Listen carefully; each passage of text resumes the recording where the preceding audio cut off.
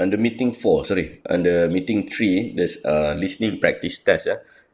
For KL group, you may go through that first while waiting for us to finish with job interview session. Okay.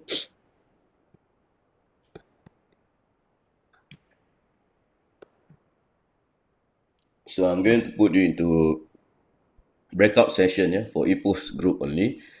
For KL's group, just go through our sample listening test in OL first, yeah, while waiting for us.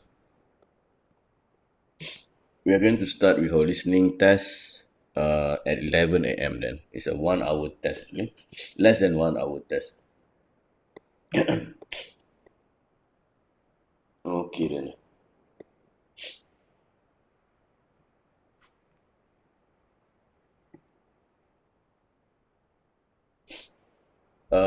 For breakout session, yeah. Okay, I'll just sign you then.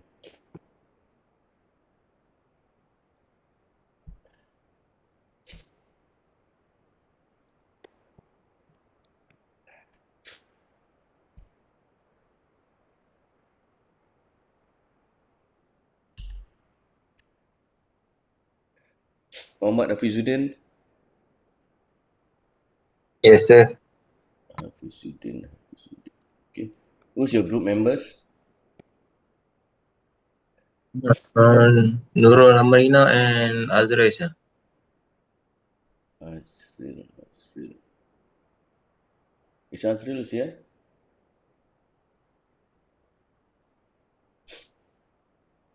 Is Azril here? No. I'm not sure. Yeah. Okay. So you are breakout session 1, yeah? Just click, I don't know, yes, I guess.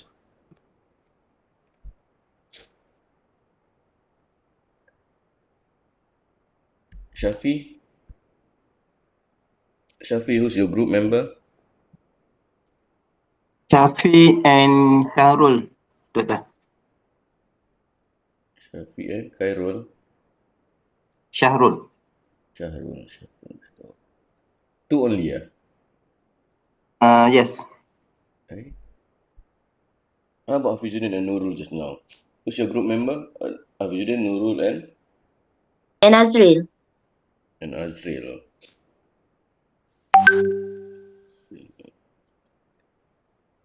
Let me check again. 3, 6, 7, 8. There are 8 of you. So let us just have 2 different groups only then. For interview session, yeah? Or all of you in the same group. 8, 8.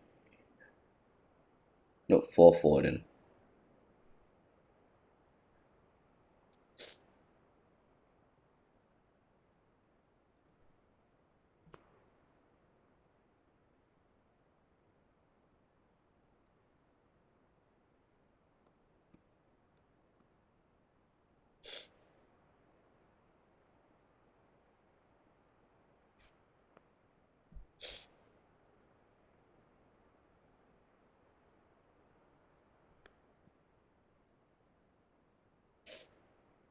So Shafi, you'll join Hafizuddin and Nurul, yeah? Shafi and Sharul. Okay? Hello?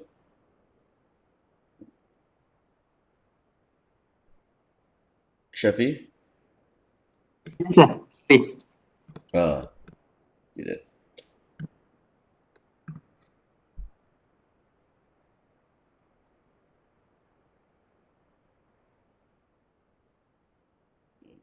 Azrael.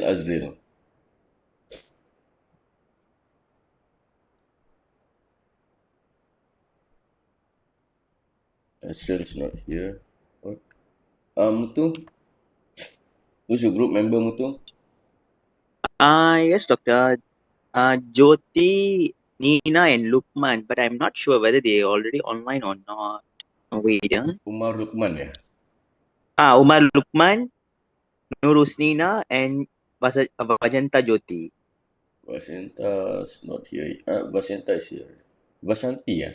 Vasenta. Vajanta Jyoti. Vajanti. No, Vajanti not here yet. But I think no Rusnina and Uma Lukma already online. Yeah. Nur Husnina. So you're in breakout session 2, yeah? Okay, sir. Okay then.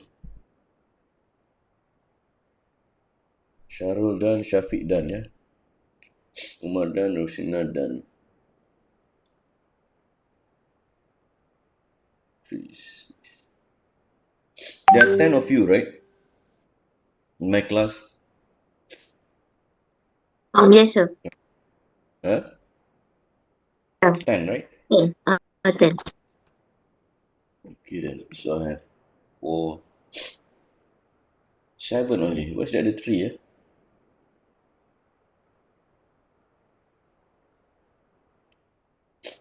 Check for your friends. Yeah, I have 7 only. Breakout session 1, 4 in breakout session 1, and only 3 in breakout session 2. Yeah.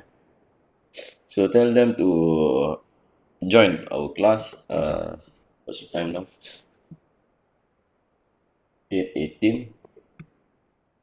Okay.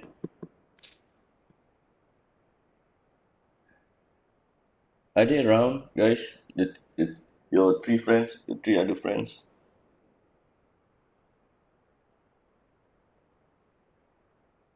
Hey, guys?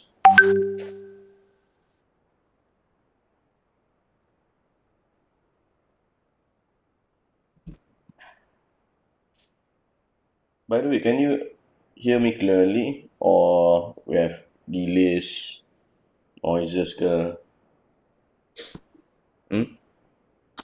Okay, tak? Clear, sir. Clear. So where's the other 3 then?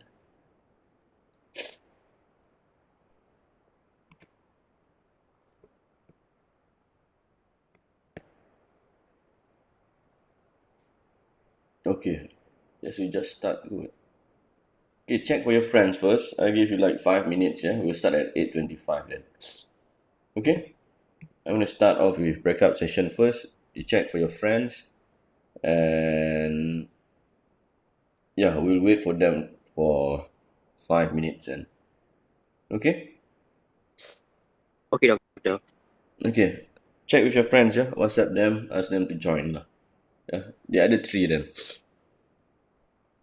Okay. For KL's group, just work on your project or and of course your sample test, yeah? Sample listening test.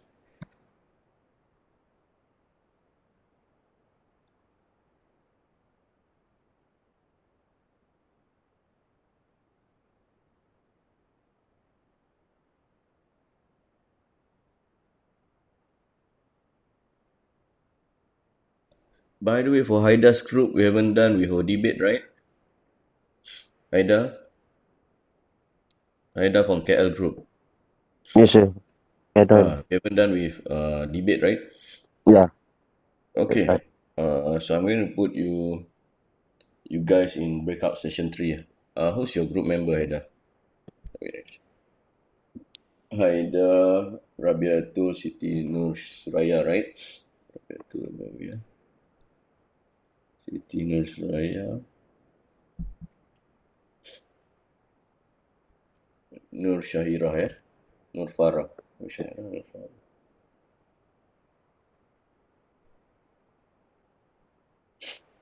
Nur Farah, correct, Haida?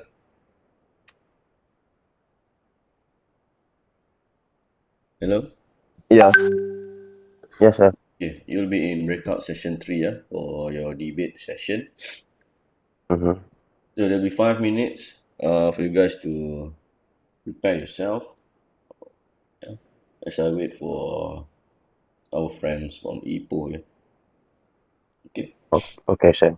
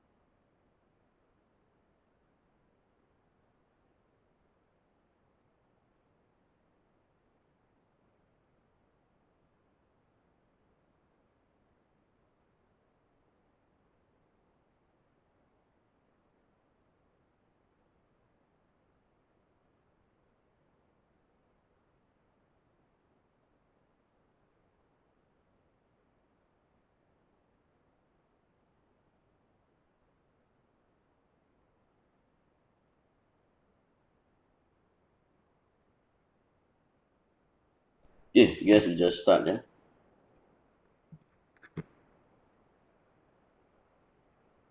Shafiq with whose group then?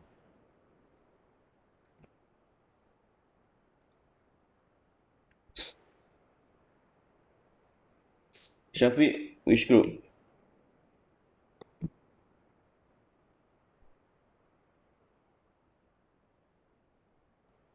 Nur Shafiq, come in.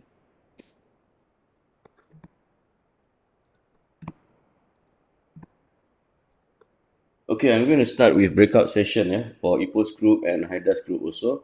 The others again, for KL's group, the others are done with their debate and job interview session. Just go through our sample listening test in OL while waiting for us to finish with our session or assessment, yeah. Okay, so please click OK, I guess, join our breakout session. There are too many of you. I'm going to move. Shafiq, come in. 3, 4, 5.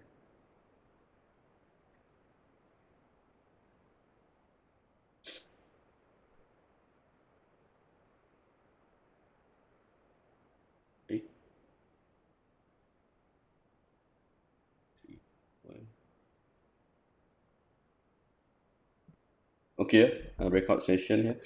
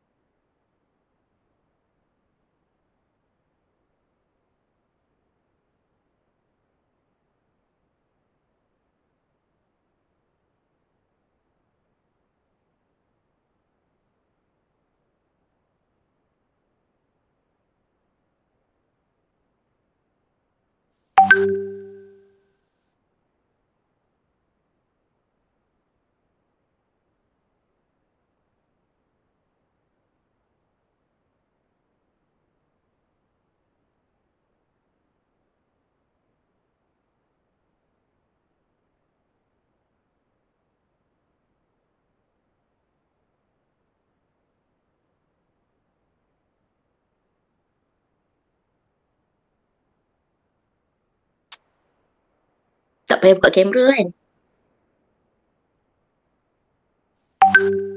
Oh, tak payah kot. Dia pun tak buka kan.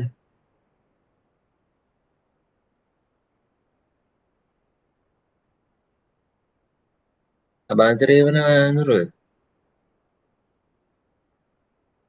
Itulah dia tak masuk link kita. Dia kata dia tak dapat betul link breakout session tu. Tak tahu dia kena pergi masuk group mana. Asal sir ni dia bagi kot siapa yang ada je kot.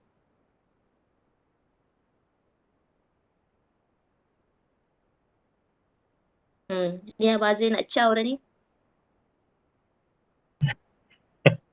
So, takkan tak pergi back session langsung?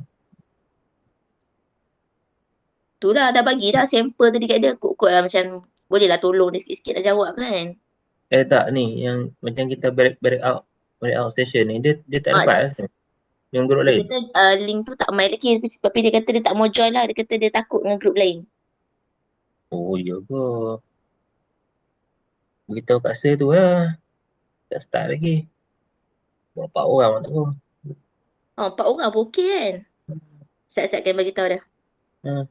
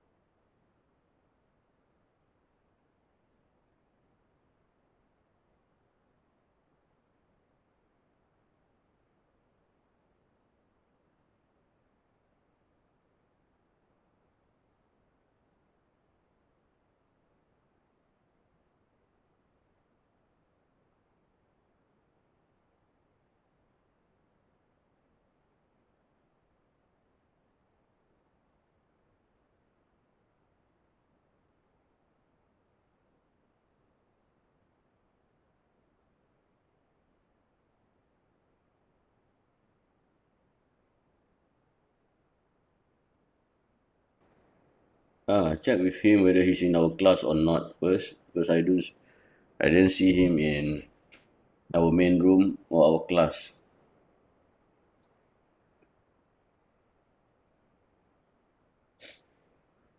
Dia pun.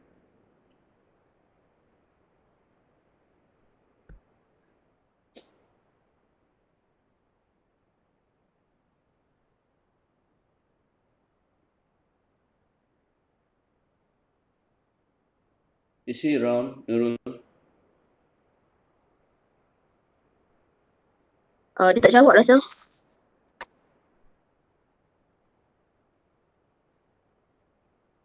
Guess we just start, yeah. Okay, Assalamualaikum and very good morning to you guys, yeah. Salam. Why don't someone call him then?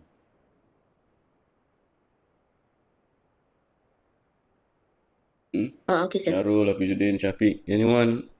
Can you somehow call him to join our class first? Then only I can add him up into our breakout session.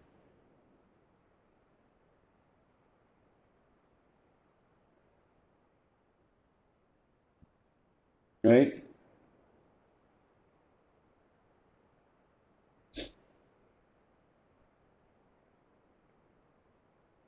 Okay, 5 minutes and 3 minutes, 3 to 5 minutes, please. Someone call him and let me know. Okay? Okay, Sir. Okay, I give him like 3 to 5 minutes to join. Okay, by the way, the rule is I'm going to ask three different questions. You can Google up for general interview questions only. Yeah, general interview questions.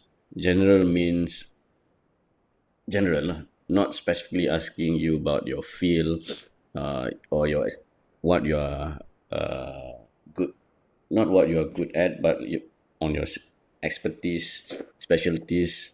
Yeah, nope. Yeah, only general interview question. You can Google up for general interview questions and answers first, yeah, while waiting for your friend. Yeah.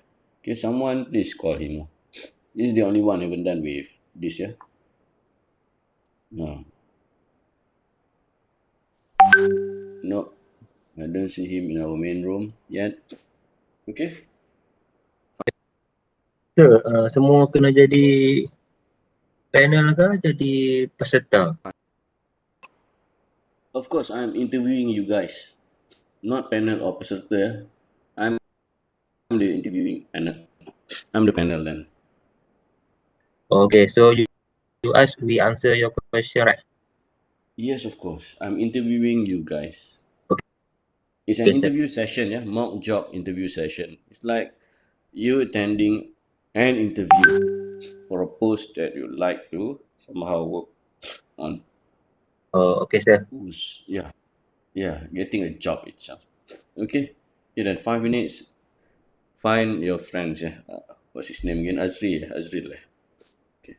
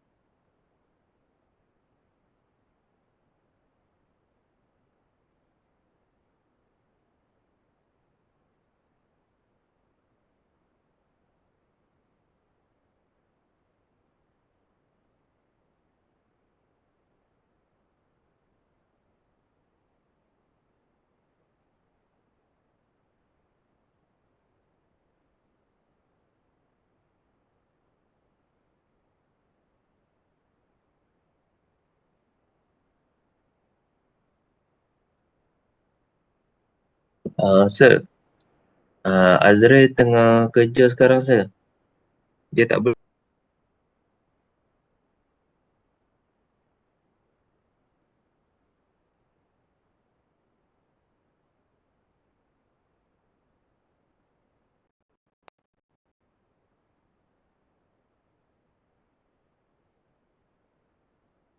Hello, sir.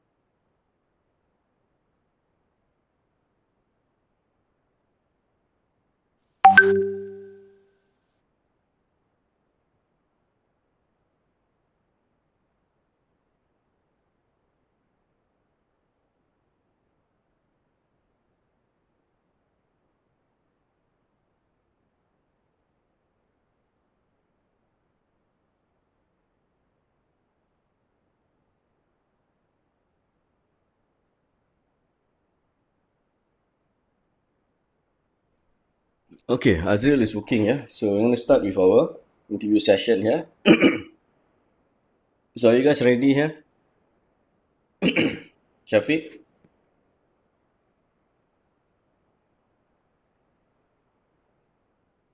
Hello? Come in, come in. Hello? Ready, sir. Okay, ready, sir. Sharul?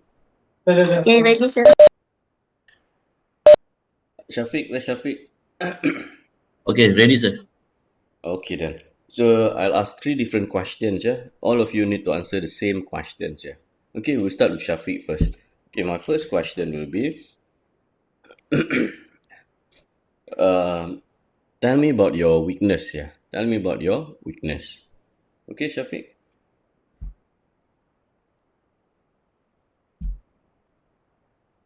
Answer now. Yes, of course. Okay. Assalamualaikum. My name is Shafiq. My first weakness I can find is I very uh, shy or in shy and mm, not not perform in do decision and in something like that.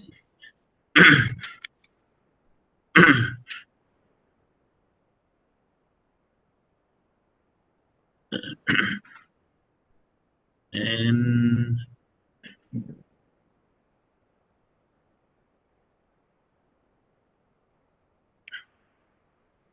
Okay. Shafiq? yeah, hello, is it? Okay. Uh, uh, Jawapan nak berapa minit ke macam mana? Okay then. Okay, weakness for interview session, yeah. Yes, Okay then, yes. no problem. Later on we'll discuss. Okay Right, then, right. next. Sharul?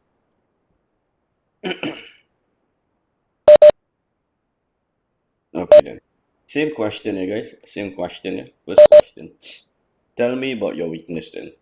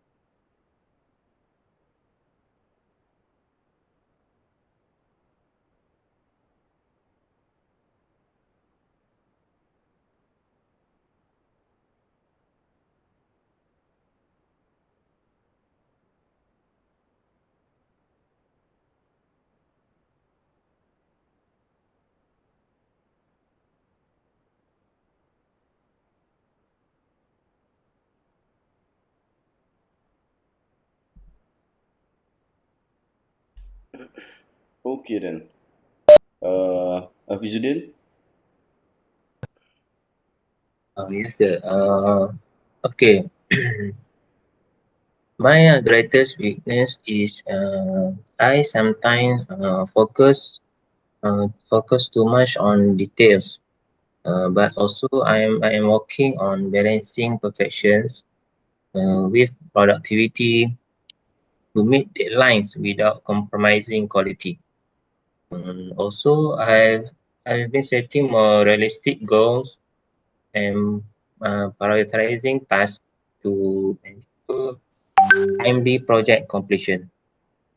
Also, my other weakness is also I tend to take on too much on myself, but I learning to delegate tasks more effectively to empower my team and also improve overall efficiency.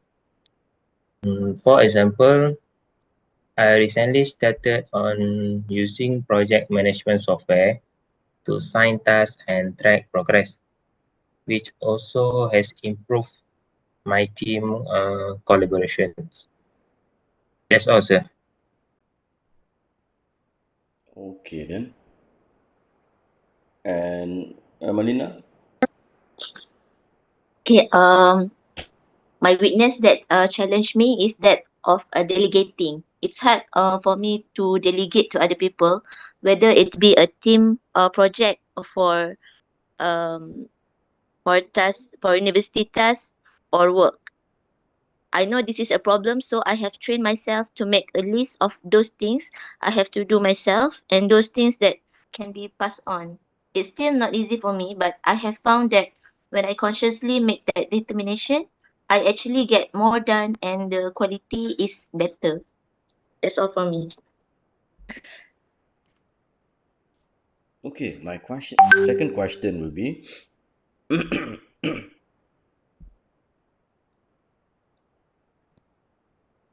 okay.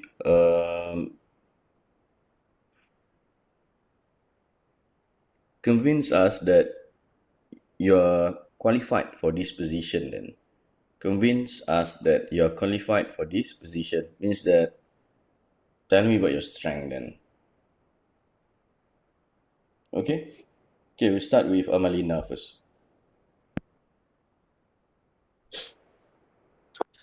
Okay, my strength couldn't be my interpersonal skills, probably top the charge of my strength. I thrive on approaching people I don't know and quickly establishing rapport.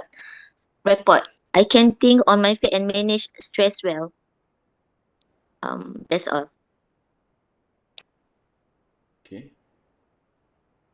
Um Afizuddin? Okay. I have over 10 years of experience in public administrations, specializing in community development and policy analysis. Also, my greatest strength is my ability to analyze complex problems and develop practical, impactful solutions. Okay, for example, at my current job, I led a project to streamline the permit application process, which resulted in reduction in processing time and increased satisfaction among local business. This strength also helps me effectively navigate the challenges of public administration and deliver positive outcomes for the community. That's all, sir. Okay. Um Next. Shahrul?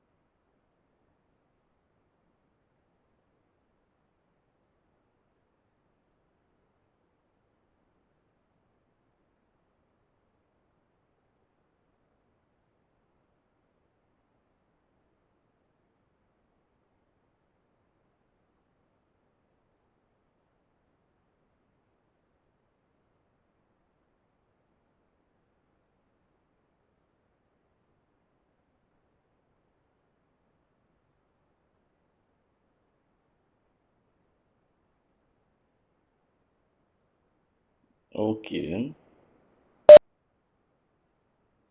And last one. Okay, sir. Yes. My qualification is vast knowledge base. I have been trained on a diverse range of topics from science and technology. This allows me to provide information and insight on a wide variety of subjects. Also that I am in 24/7 availability. I'm always available to assist regardless of time of day. This make me a reliable resource for immediate assistance. That's all, sir. Okay then. Okay, last question then. Last question, yeah. Okay, last question will be tell me about your 5 years plan. Then tell me about your 5 years plan. Start with Hafizuddin.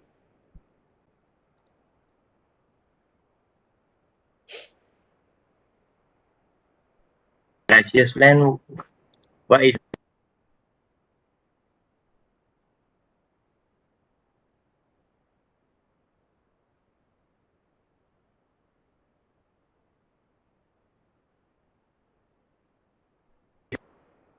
okay?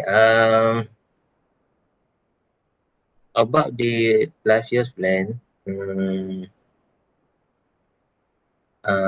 for the position, I applied for this position because it offers the chance to me to work on community development that are closely aligned with my expertise. The opportunity to collaborate with a team dedicated to improving urban infrastructure is particularly also appealing to me. I am confident that my background in policy analysis and program management will allow me to add value to the lifelong plan in the organization and help achieve the organization goals. Um, Also, I believe in my skill in policy development also can support the missions effectively. That's all, sir. Okay. Yes. Next. Nurul. Okay, as a fresher in 5 years, I hope to have become a highly skilled professional who has gained valuable experience and can contribute to the growth of the company. I aspire to be respected for my strong work ethic and ability to learn quickly and to have advance in my career. That's awesome. Okay. Next.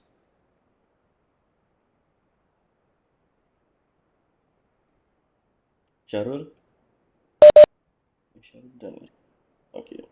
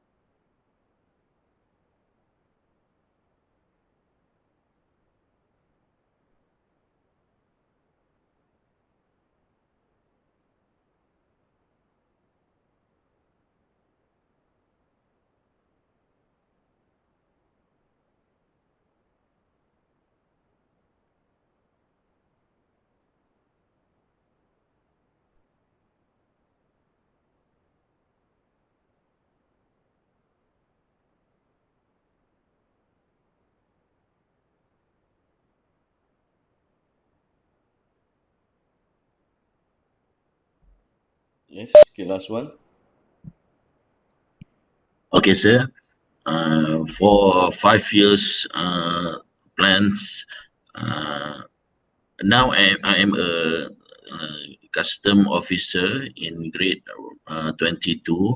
I will apply for promotion to seek opportunities for to higher rank as superintendent of custom, uh, to take leadership role within your team department, and uh, I continue access, improve skill, knowledge, education and training. So 5 years next, I plan to be superintendent of custom. That's all, sir. Okay then. Guess done, yeah, with everyone then. Okay. Five of you, five. Still okay then. Okay, so that's all. I'm going to move to the other group then. So you may leave this room and start working on your sample listening test. Okay? Okay, thank you, sir. Thank you, sir. Okay. Thank you, sir. Cara baca ChatGPT lah, orang betul kata berapa jam.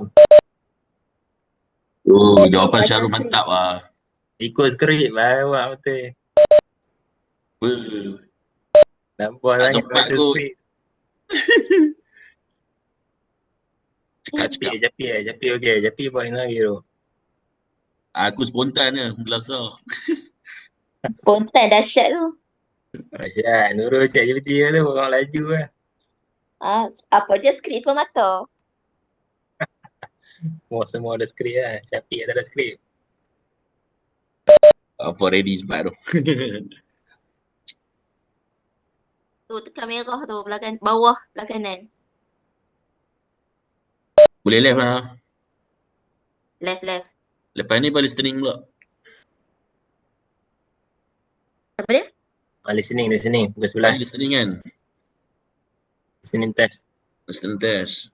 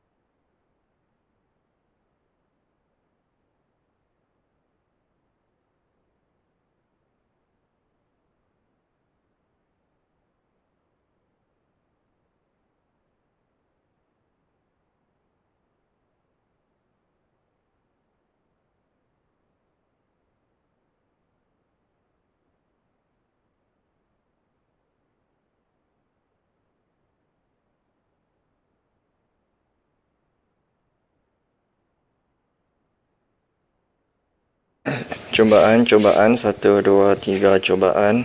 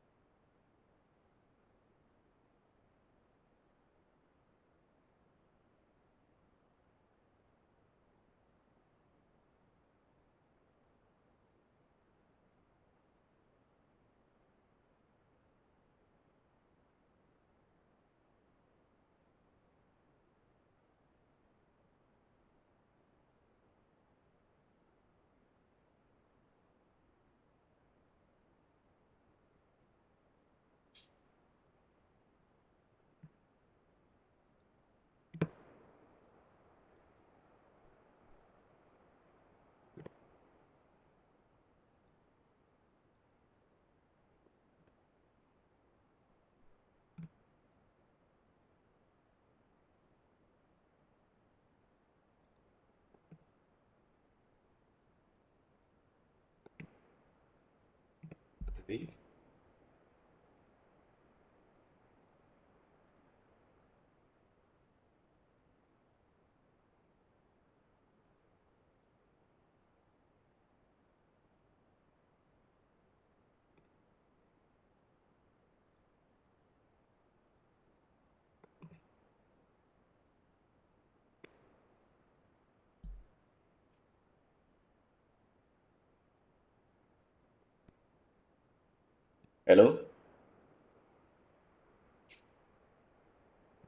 Hi, sir. I'm still here, in breakout session, yeah. Dekat lobby. Lobby, yeah. I can't see you guys, lah.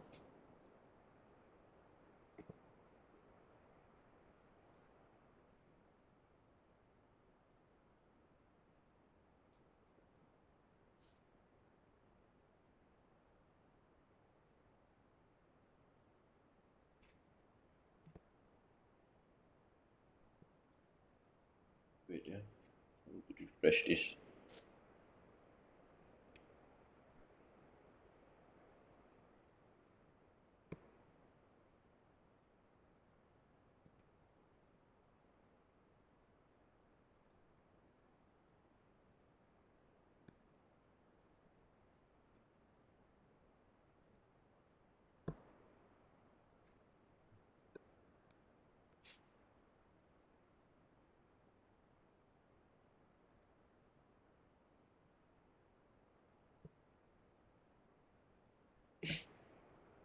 Oh my, what happened here?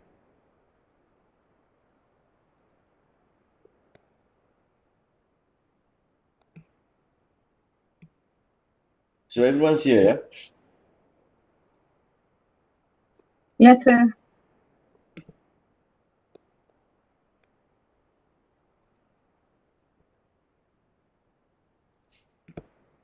Oh, they have problem with WebEx. Using websites instead of apps, yeah? So whenever you speak, then only your name will be displayed here. If not, I can't see you guys. Okay, no problem. So what's the time now? It's 10 a.m. in the morning. So your test will be about, how come there are 8 attempts only for your listening practice, guys? How about the others then? Have you tried it out? Done, sir. Done. How many then? Only, see, this is my screen then. 8 attempts only. There are 19 of you, 20 only. Or Come maybe again? they still in breakout session. Or maybe No. not sure. I've Sir. canceled my breakout session. So everyone should be here, just that I can't see you guys. So where Don't know is what my happened. name? Back. Oh yeah. Yeah. When I talk, my Ah, name just appeared. yes, that's the thing. I have Everyone problem should talk. with WebEx itself. Ah, that's the thing. But I believe everyone's here. I can even see my participants, yeah? Yeah. It will come out when you speak only. See?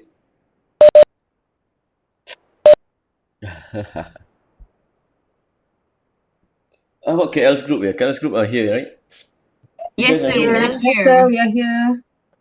Okay then, see? Can you just say something? Hello. Yes then.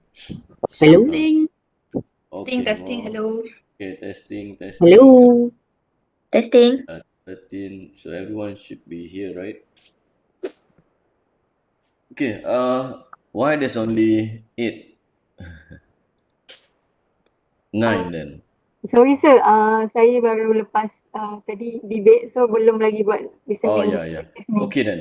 Baru habis debate. So it's a 50 minutes practice, yeah. Just go through it for a while, guys. We'll start with our test at 11. Means that the KL's group have all the time today. But you can work on your project paper also. Yeah, KL group.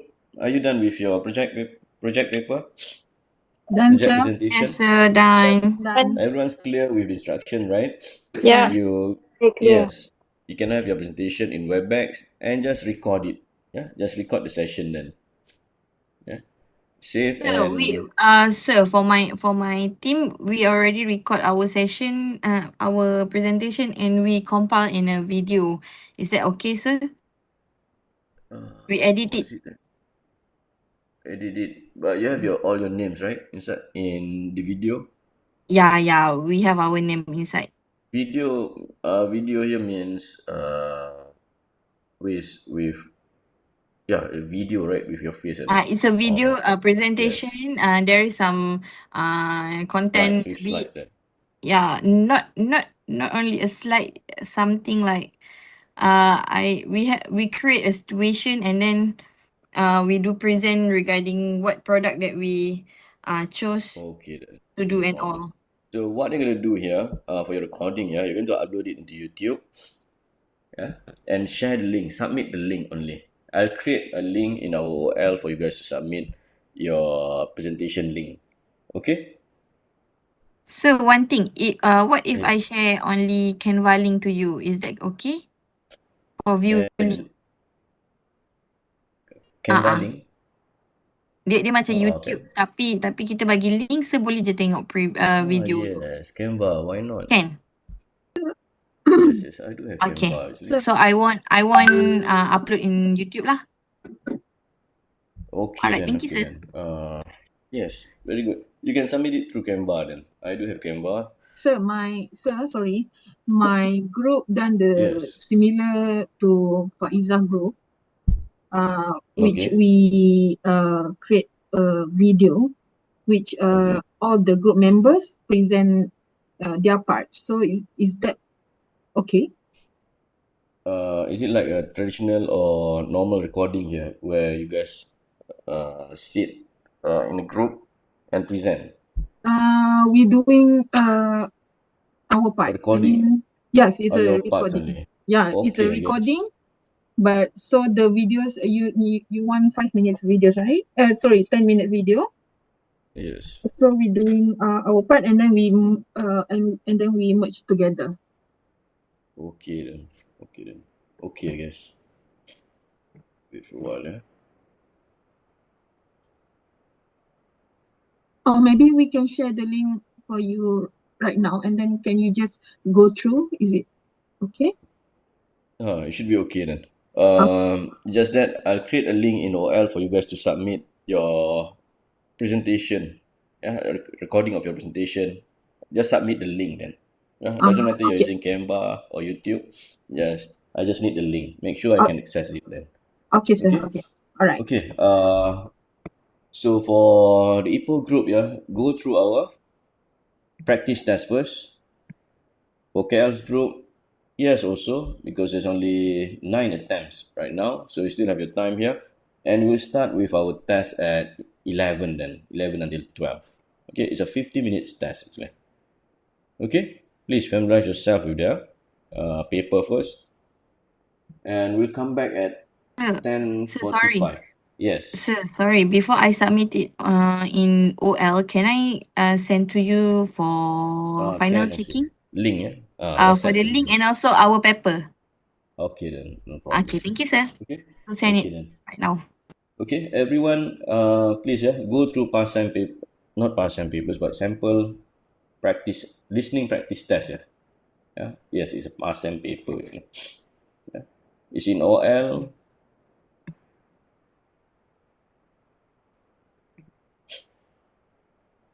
Okay, this one, yeah, meeting 3, check this out, listening practice test at times 13. Okay, most of you are done with this, except for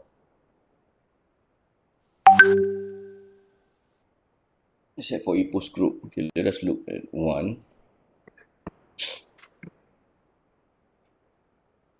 Okay, you have the recording here. Yeah, one word answer. Okay, let us go through this first.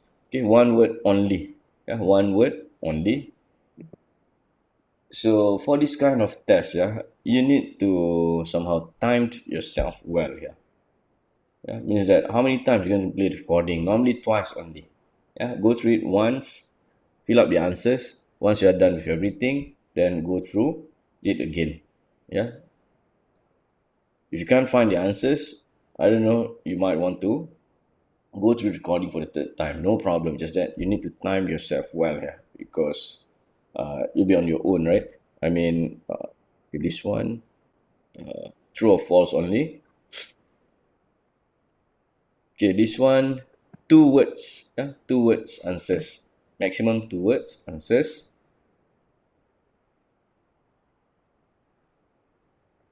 Now, this one, just fill up the answers here, A, B, C, D, E. No more than 5 words answers. Yeah, not more than 5 here. And of course, the options for this kind of questions, there'll be more than one option. So just make sure you fill it up then. Yeah. Okay, this one, not more than 2 words or a number, depending on the record. Okay. So any question, you guys? Mesh A till E, yeah. Which one? 36. If the answer is E, so you should write E here, for example. Yeah, based on the recording. Okay, so any question for your listening practice test, yeah, guys? Please attempt it, yeah. Fill it up, lah, guys. Yeah. Guess whose paper is this? You haven't done with this, yeah, yet. Your friends haven't done with this yet. Nazmi haven't done with this yet. Okay. So please time yourself, yeah. 50 minutes. Done. The test will automatically close or end after 50 minutes. Okay, that's why I said please time yourself. Yeah. Clear? Hello? Okay, sir. Clear, yeah? Yeah. Test will close automatically ends at 50 minutes or after 50 minutes, yeah. See, 50 minutes, 1 second. Automatically close, I guess. So just go through it once. Go through everything once, yeah. Go through recording once and start answering the questions. Go to second questions. Yeah, play the recording. Once you are done, or if not, yeah, it's like your Muet test lah. Right? You guys are done with Muet test, right? Not yet. Yeah, not yet. Okay, you play the recording once, fill up the answers, and second time confirm your answers. Okay, then move to the next question. Okay, that's how it works lah, or the process of Muet test. The recording will be played twice, yeah. Once, the first time to jot down the answers. Second time to confirm on your answers. Okay, but here, once you are done with everything, yeah, listening to the recording twice, if you have extra minutes, yeah, 20 minutes, 50 minutes, then check again then. Okay, go through the recording again. Confirm the answers that you are unsure of. Okay, clear, yeah? Okay, Okay, sir. just go through it first, yeah? Go through it and we'll come back at 10:50, yeah? 10:50, 30 minutes. Try to just familiarize yourself with the question first then. Okay? So sorry for the group assignment. Only one member Okay. submit, right? Come again? Only one member submits, kan? For Yes. the Yeah, group yeah. assignment. All right. Yes. Yeah. For you guys, for project paper, yeah, only group leader will submit it in OL. Yeah, only group leader, yeah, will submit your group assignment in OL. Okay? So there won't be any what we call redundant assignments. Yeah. Okay, clear, yeah? Only group leader, yeah, need to submit the link, presentation link, and a soft copy of your project. Okay, clear, yeah? So KL's group, just go through the what we call listening practice test, yeah? Yeah, while waiting for our EPOS friends, yeah. Yeah. If you're done with it, then yes, just wait for our test then. Clear, yeah?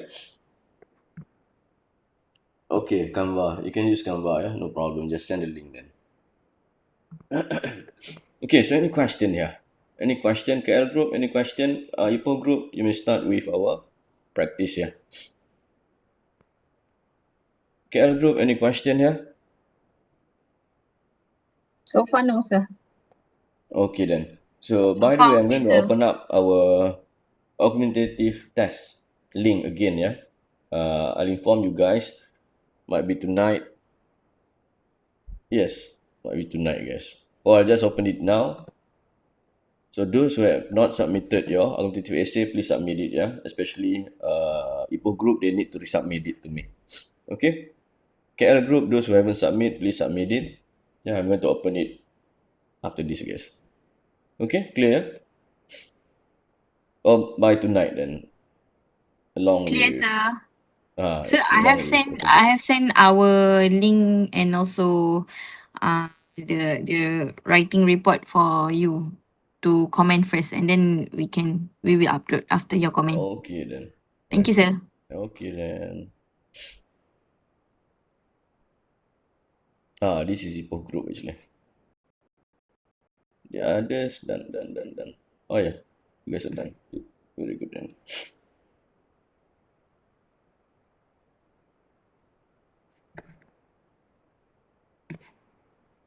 Okay, so just wait.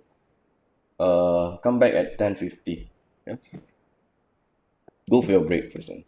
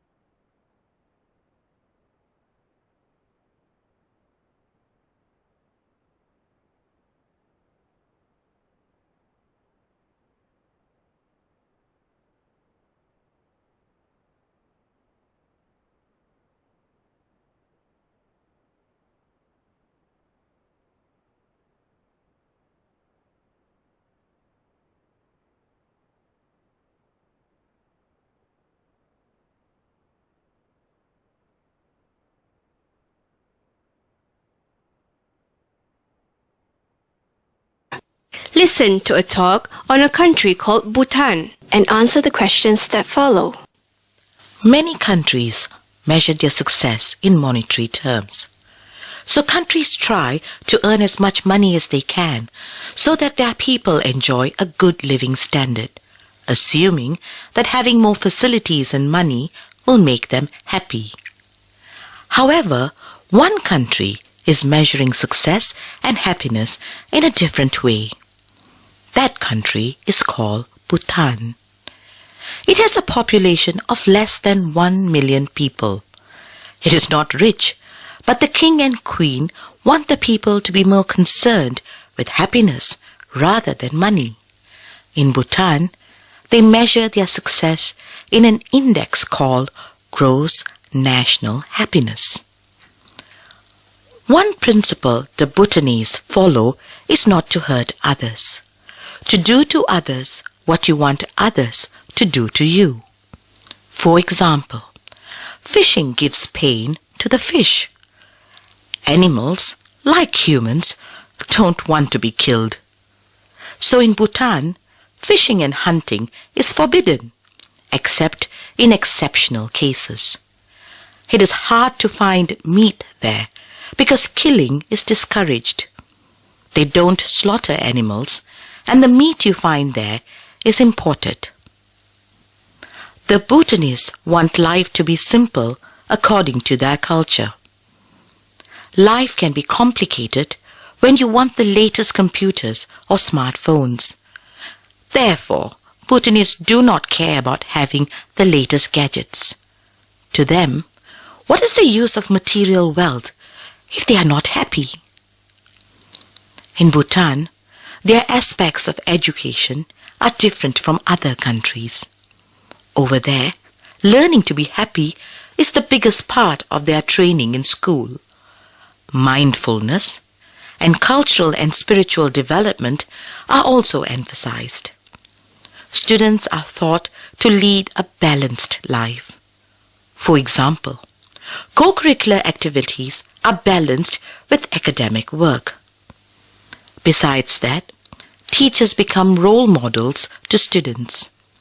Teachers are expected to be polite, to show compassion for others, as well as to respect their environment. Another aspect of education is to make the family involved in their children's school life. This encourages family closeness. Not wasting food and avoiding unhealthy food are practiced not only in school but also at home. As a result, the school has a safe, caring, and supportive environment. This means there is no bullying, abuses, humiliating others, harassments, and the erosion of self-esteem. These future adults of the country will then exemplify what Bhutan's Minister of Education stated. Bhutanese will be moral giants, where everyone cares enough and everyone shares enough so that everyone has enough. Bhutan depends a lot on tourism for its economic wealth, and yet they limit tourists. Today, each tourist has to pay $250 a day for the visa. That's about 1,000 Malaysian ringgit for each day you stay in Bhutan. The country thinks influence from other cultures might affect their simple way of life, and so they don't encourage too much contact with the outside world. And I don't blame them. Look at families nowadays eating together in restaurants in other parts of the world. The children have their own smartphones or tablets, and instead of being together, each is in a world of his own. Everyone is sitting together, but there's no togetherness. In contrast, family members interact with one another in Bhutan.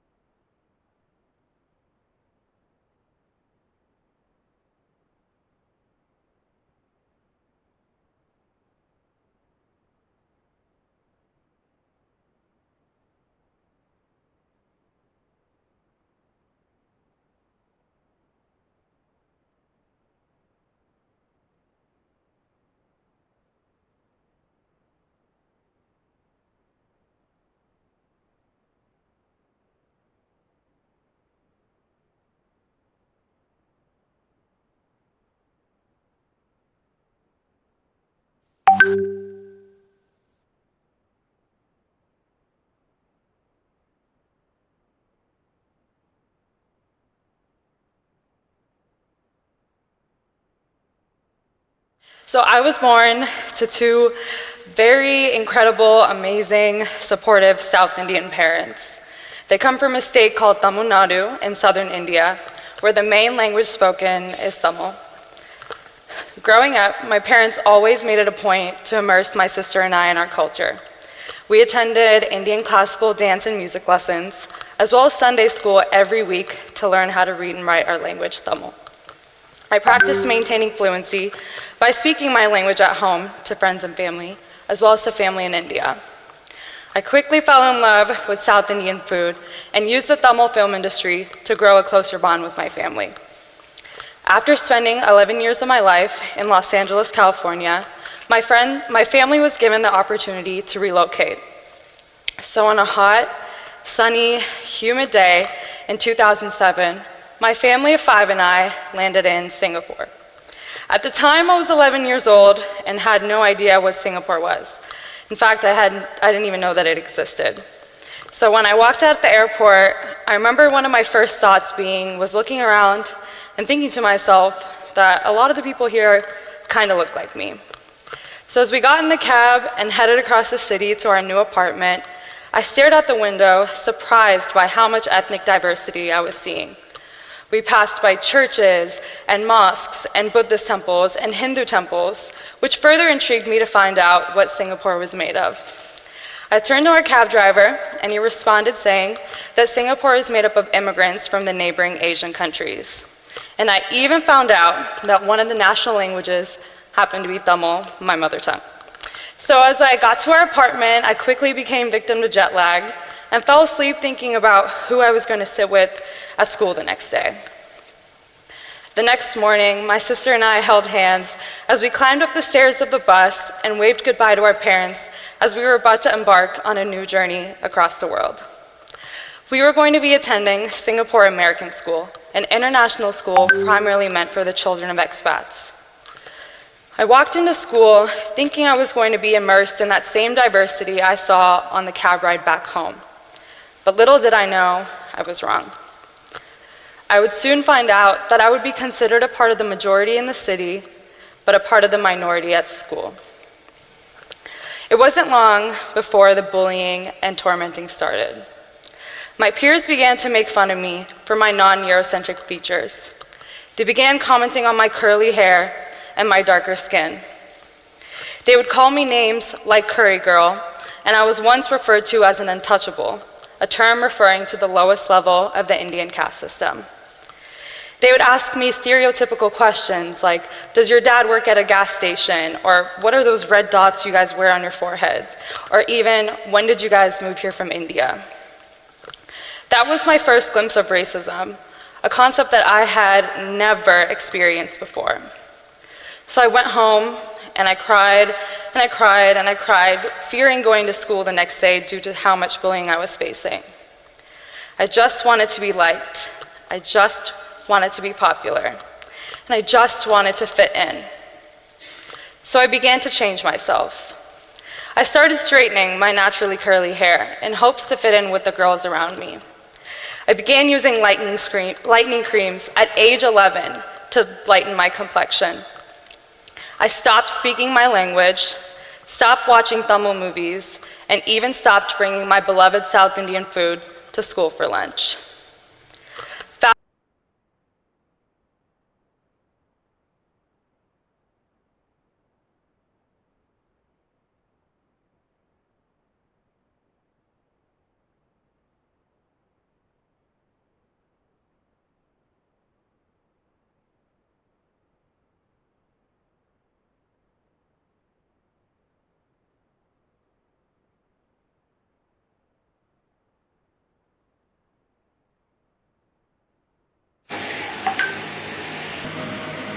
Buku apa ni yang awak bagi?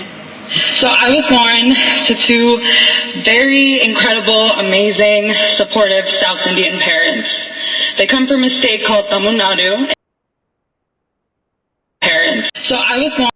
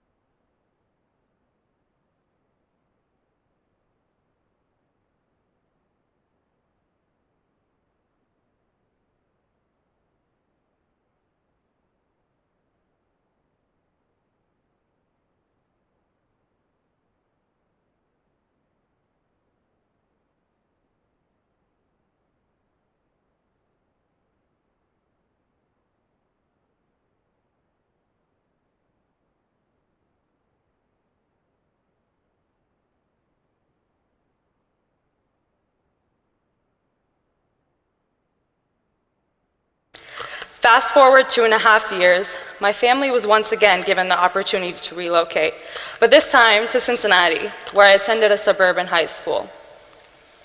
Fearing of facing the same ridicule and bullying I faced in Singapore, I continued to conform and assimilate to the dominant culture. In fact, my cultural detachment got so bad to the point where I began to impose it upon my family. I remember telling my mother that I wouldn't go out with her if she was wearing Indian clothing, and even asked her to remove of her religious pieces, scared of what our community might say. As I got older, I began to feel lost. It was almost in a way where I looked in the mirror and couldn't recognize who I was. I had lost what had made me unique. So when applying to college, I made it a point to apply to a university where I felt that diversity was being acknowledged and recognized. So I applied to UC. And I came here and I loved it. In hopes to reconnect with my culture through my love of dance, I joined UC Dharak last year, an international dance team fusing Indian dance styles with other genres. And on that team of 20 members, only 5 of us were of South Asian descent, leaving the rest of the 15 to be from other ethnic backgrounds. It was through this experience where I was able to see that the culture that I was once ashamed of and made fun of for was now something that people actually wanted to be a part of and learn about. You see, oftentimes, first-generation immigrants are torn between 2 cultures. We feel the responsibility to pay homage to our roots, but at the same time claim the culture that we've been born and raised into. This is what creates a space of gray area, forcing us to feel like we must only choose one, eventually leading to a loss of cultural fluency. You see, while trying to conform and assimilate to the dominant culture, I only lost my Indian side. By proudly displaying who you are and where you come from, you are not only pushing to your truest self, but you're also giving the people around you the exposure they need to become culturally fluent as well. By being culturally fluent, you are gaining strength and perspective from other cultures, as well as creating a pathway that leads to more meaningful conversations. In a country where 38% of the population are people of color, it's important that we acknowledge the diversity we interact with on an everyday basis. We must take what we can from each culture that we interact with to grow as a community. We must model behavior that reflects acceptance, respect, and love of other ethnic backgrounds in order to pass on to the next generation. Many of us find it hard to fuse our bicultural identity. However, I was able to use my journey of cultural fluency to create a multimedia platform called the S Movement with my best friend Sri Brahmandam. The S Movement is our artistic expression of showing our love and appreciation for our bicultural identity. Through this platform, we aim to fuse South Asian culture with Western culture through creative photo shoots, think pieces, playlists, and the opportunity for other artists to showcase their work. It is so important as a community that we remember that cultural fluency is a strength, not a weakness, because at the end of the day, we all belong to one, the human race. Thank you.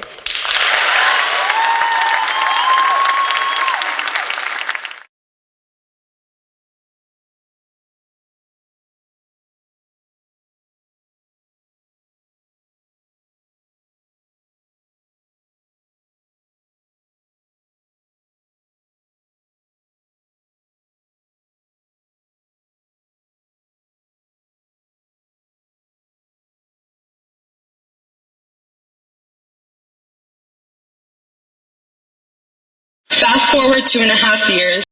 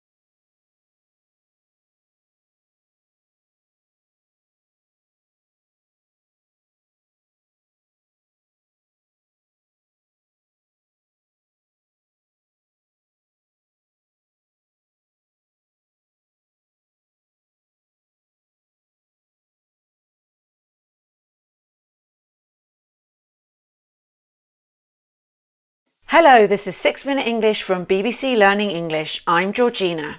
And I'm Rob. Rob, what's the best job you've ever had? Well, this one, of course. It's very creative with lots of variety. OK, any other reasons? Well, yes, it's a permanent job, a staff job, with regular income and a pension. Yes, these things can be important, but have you ever been freelance? By that I mean working for yourself and selling your skills and services to different businesses. Well, I worked as a paper boy once, delivering newspapers, but not really. It's a risky way to earn an income. It can be, Rob, but many people choose to or have to work as a freelancer to survive, and that's what we're talking about in this programme. But let's start with a question for you, Rob. OK. This is about job titles. Back in the 19th century, what kind of job was a drummer? Were they A, someone who played the drums, B, a travelling salesman, or C, a music publicist who drums up, meaning encourages support for a band? Well, it's got to be someone who plays the drums. That's my kind of job. OK, Rob, we'll find out if that's right at the end of the programme, but let's talk more about work now. Long gone are the days of a job for life, where you spent your adult life working your way up the career ladder at the same company. Yes, that's right. We work in many different ways now because the needs of businesses change frequently, and it needs to be agile, changing the size and type of workforce in order to meet demand. So people need to adapt, and some choose to work for themselves, offering their skills to different businesses as and when they are needed. But it can also be a lifestyle choice, as we're about to find out. Yes, some people have chosen to become self-employed, working for themselves. But also, because of the recent coronavirus pandemic, some people have been forced into this situation. Let's hear from Carla Barker, who set up her own business after giving up her regular job. She told the BBC Radio 4's programme You and Yours how she felt. You know, the idea of giving up a solid, permanent, full-time, paid, comfortable role is a bit petrifying. It is super scary because you then have that fear of, oh my goodness, can we do this? You also have things creeping in that say, you know, like self-sabotage. Are you good enough to do this? Are people going to want to take me on as a business? So Carla decided to go it alone, an informal way of saying work for herself. She described giving up a full-time job as petrifying, so frightening you can't speak or move. She may have been exaggerating slightly, but she also said it was super scary.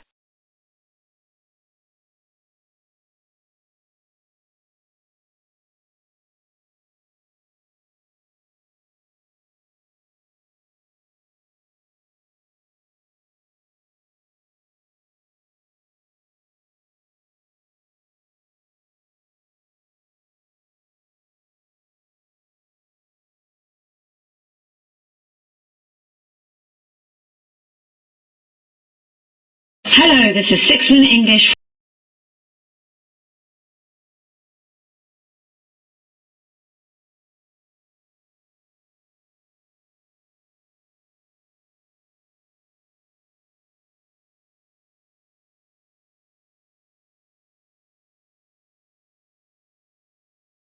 Move.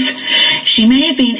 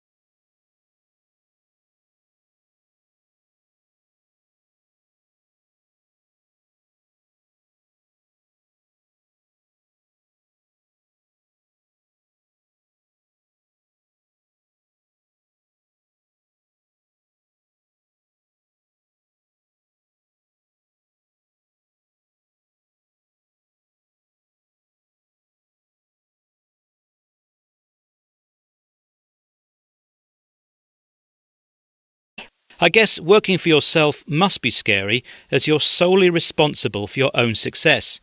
It's no surprise Carla had feelings of self-sabotage, having doubts and fears that stopped her achieving something. Luckily, she persisted and things went well, and many other people who have become self-employed or freelance have overcome the fear and discovered the benefits. Like Fiona Thomas, who's the author of a book called Ditch the 9 to 5 and Be Your Own Boss.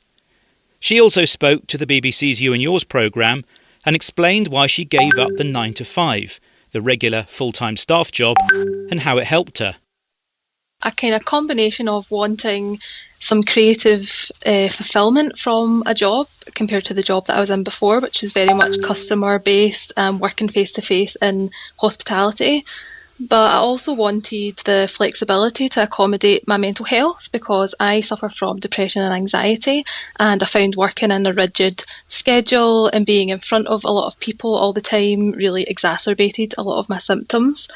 And I also wanted the financial freedom to be able to, over time, increase my income without just having to wait on being promoted or getting a pay rise in traditional employment. So, working for herself gave Fiona a good feeling that she achieved something she wanted to do. It gave her creative fulfillment. It also meant she could work more flexibly, and that helped her with her mental health because she didn't have to follow a fixed rota of tasks. And it gave her financial freedom, meaning the money she earned was not controlled by someone else, and she didn't have to wait for someone else to give her a pay rise. Of course, that could be risky too. Let's get back to my quiz question now, Rob. Earlier, I asked you if you knew what job a drummer used to do back in the 19th century. And obviously, a drummer plays the drums. Well, you are sort of right, but a drummer also used to be an informal way of describing a travelling salesperson, because their job was to drum up business for a company, meaning they tried to increase sales. Ah, very interesting. Although I know which drummer I would rather be, a freelance drummer in a rock band. And freelance is one of the words we've mentioned today. To freelance means to work for yourself, selling your skills or services to different businesses. Becoming self-employed can be petrifying, frightening, so you can't speak or move. And starting out on your own can lead to self-sabotage, having doubts and fears that stop you achieving something. But it can also give you fulfillment, a good feeling of achieving something for yourself. And having financial freedom means being able to control how you earn and use your money.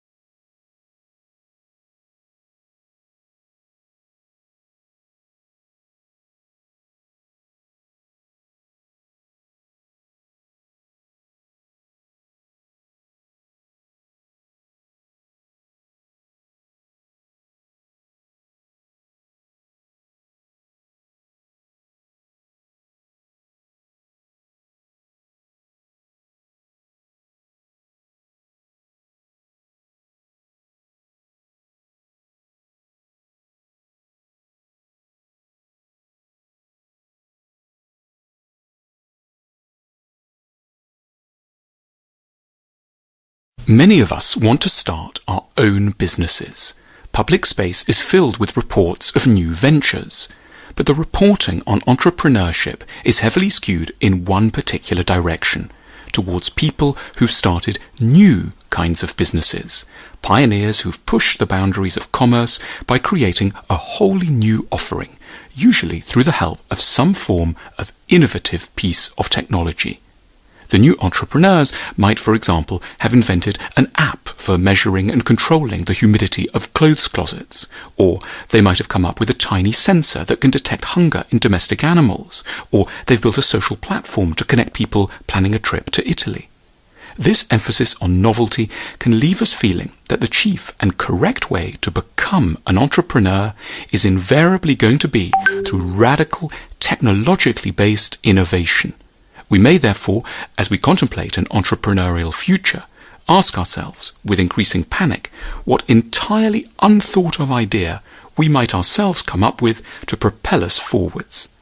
In our frenzy, the answers we arrive at may start to lean towards the implausible, the trite, or the naive. But there is another path. Most of the economy is made up of businesses doing stuff that people have always been doing, or have been doing for a very long time.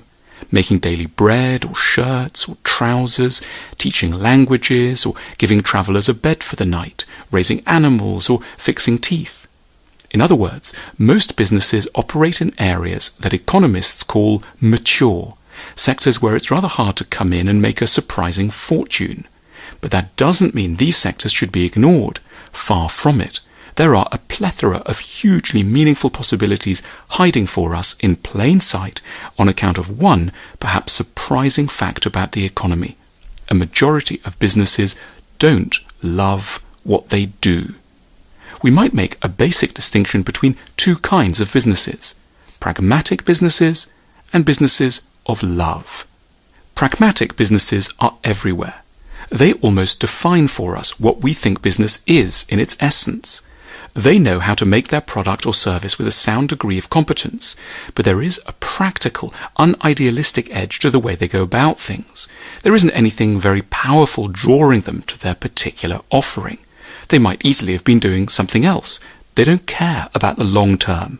The business is only a vehicle for an underlying financial purpose. One eye is always focused on how to sell up. If the owners didn't have to work, they almost certainly wouldn't. Such pragmatic businesses may do fine, or even very well, for a long time, but the motivations are easy enough to spot. A discerning eye can tell something crucial within minutes of walking through the door. This is not being done with or for love. Pragmatic businesses dominate the economy.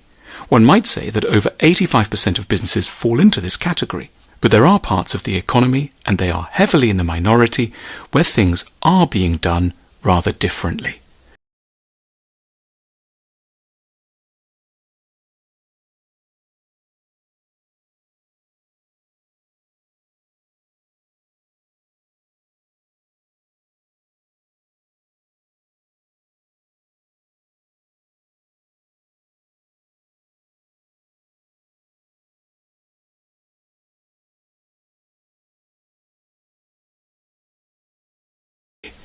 Businesses of love produce many varied things, but there are some underlying principles holding them together.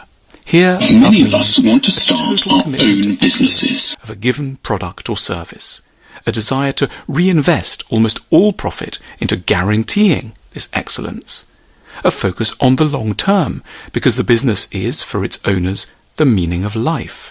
There is no interest in selling the firm right now or perhaps ever. The dearest wish might be to give it to someone you love, like your child.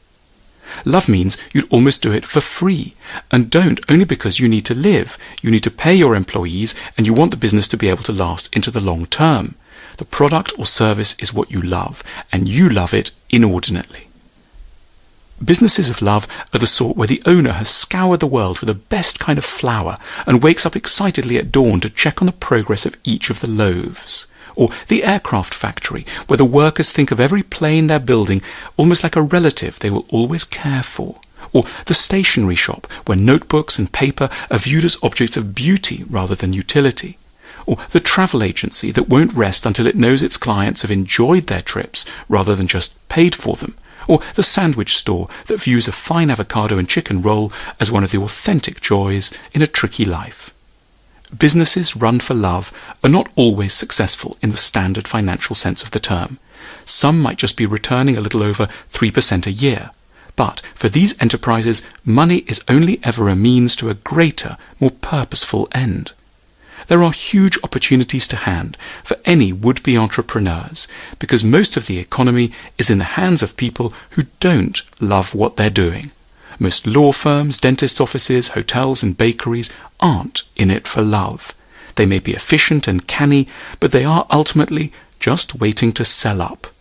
We don't need to be very original to succeed. We don't need to have invented anything very new. We just need to make sense of our lives and make an honest living along the way, to offer the world something we love a little more intensely than most people do.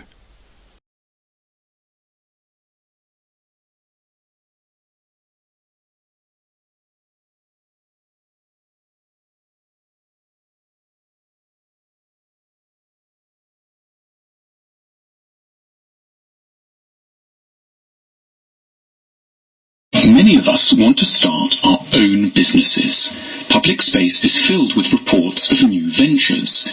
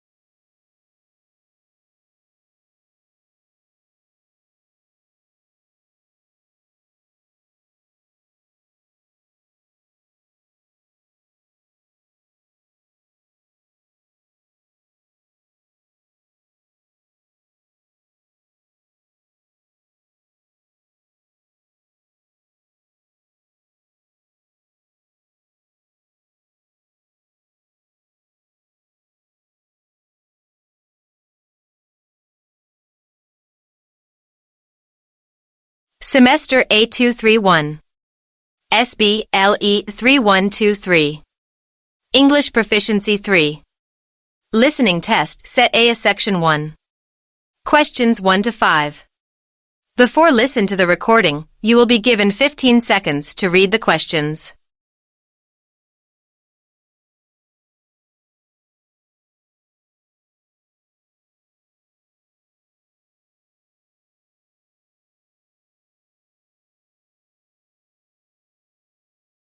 Now, turn to questions 1 to 5. Complete the spaces with one word only. You will listen to the recording twice. In 1990, the Italian government enlisted top engineers to stabilize Pisa's famous Leaning Tower. There'd been many attempts to right the tower during its 800-year history, but this team's computer models revealed the urgency of their situation. They projected the tower would topple if it reached an angle of 5.44 degrees, and it was currently leaning at 5.5. No one knew how the tower was still standing, but the crisis was clear. They had to solve a problem that stumped centuries of engineers, and they needed to do it fast. To understand their situation, it's helpful to understand why the tower tilted in the first place.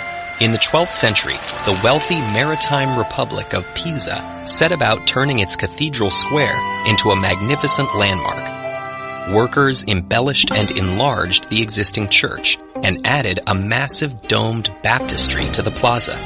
In 1173, construction began on a freestanding campanile, or bell tower.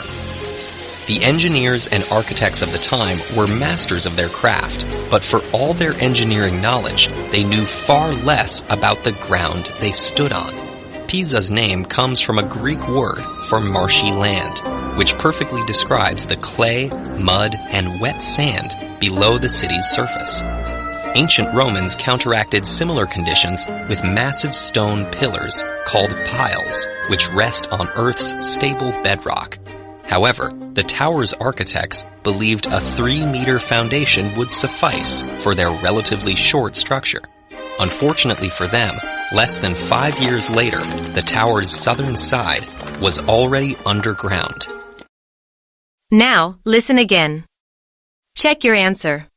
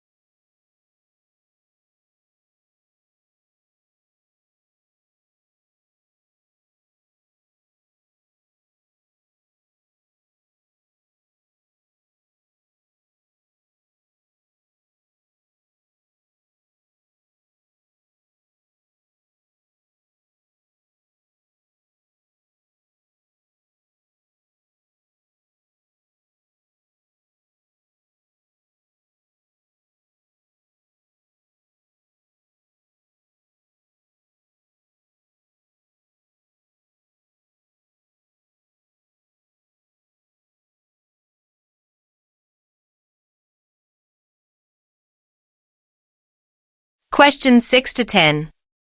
Before listen to the recording, you will be given 15 seconds to read the questions.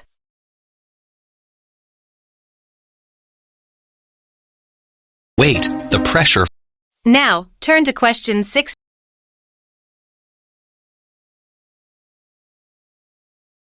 to 10.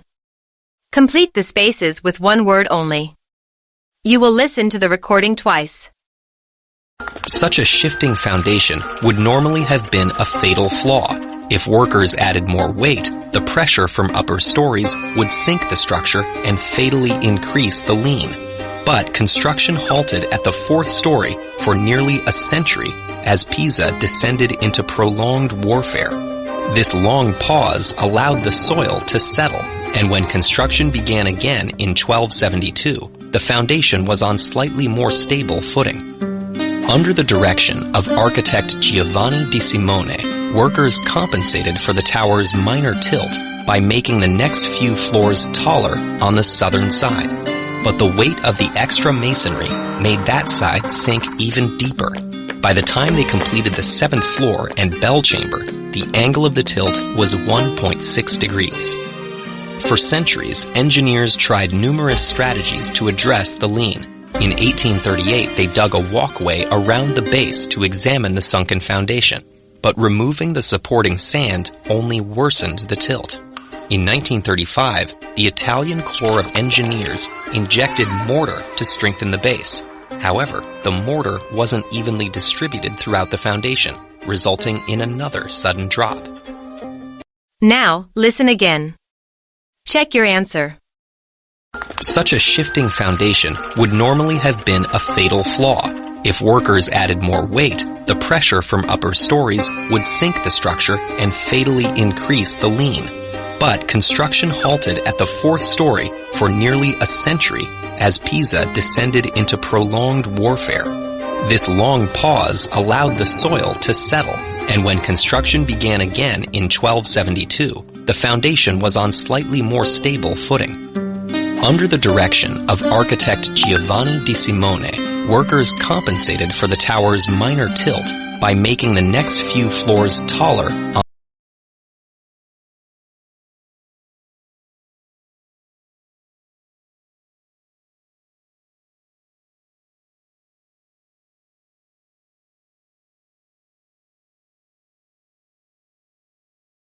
Such a shifting foundation would normally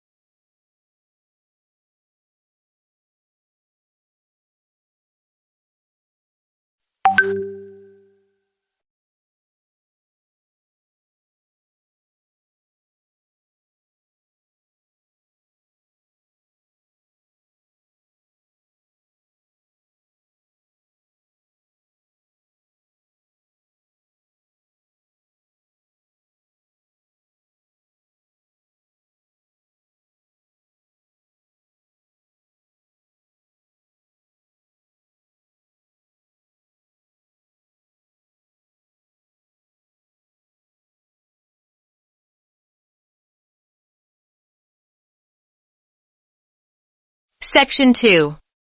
Questions 11 to 15. Before listen to the recording, you will be given 15 seconds to read the questions.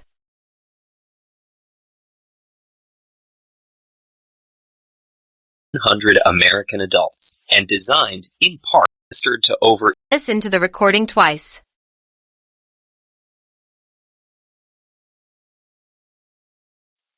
In 2013, a team of researchers held a math test. The exam was administered to over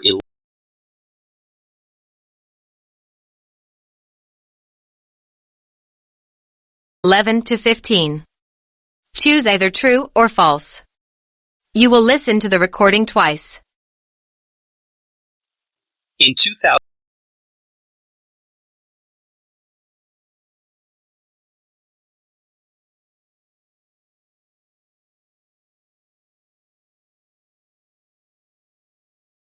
Listen to the recording twice. In 2013, a team of researchers held a math test. The exam was administered to over 1,100 American adults and designed, in part, to test their ability to evaluate sets of data. Hidden among these math problems were two almost identical questions. Both problems used the same difficult data set, and each had one objectively correct answer.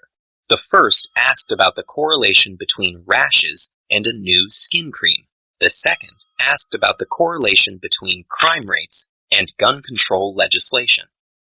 Participants with strong math skills were much more likely to get the first question correct. But despite being mathematically identical, the results for the second question looked totally different. Here, math skills weren't the best predictor of which participants answered correctly. Instead, another variable the researchers had been tracking came into play: political identity. Participants whose political beliefs aligned with a correct interpretation of the data were far more likely to answer the problem right. Even the study's top mathematicians were 45% more likely to get the second question wrong when the correct answer challenged their political beliefs. What is it about politics that inspires this kind of illogical error?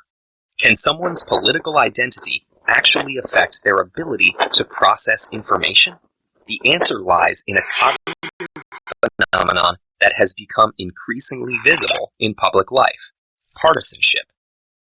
While it's often invoked in the context of politics, partisanship is more broadly defined as a strong preference or bias towards any particular group or idea.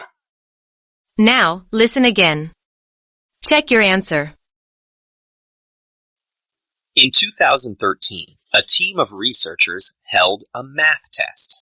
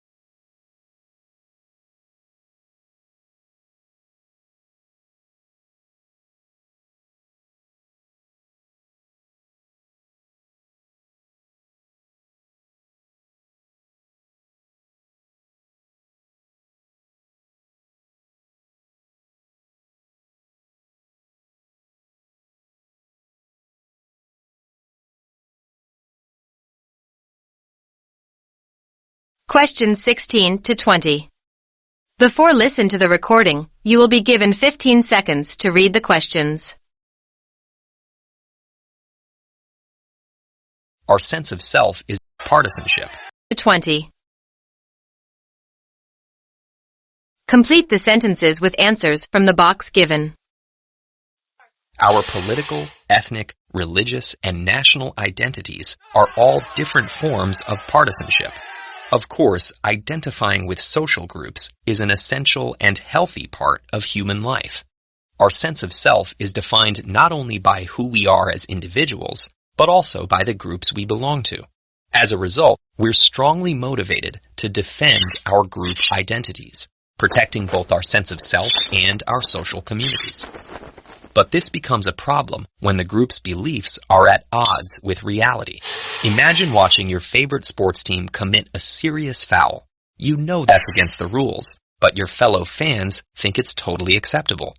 The tension between these two incompatible thoughts is called cognitive dissonance, and most people are driven to resolve this uncomfortable state of limbo.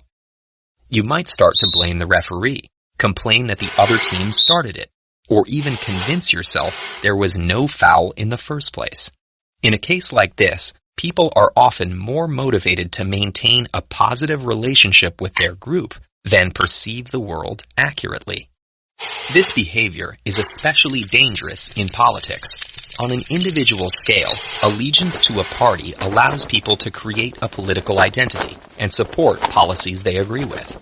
But partisan-based cognitive dissonance can lead people to reject evidence that's inconsistent with the party line or discredits party leaders.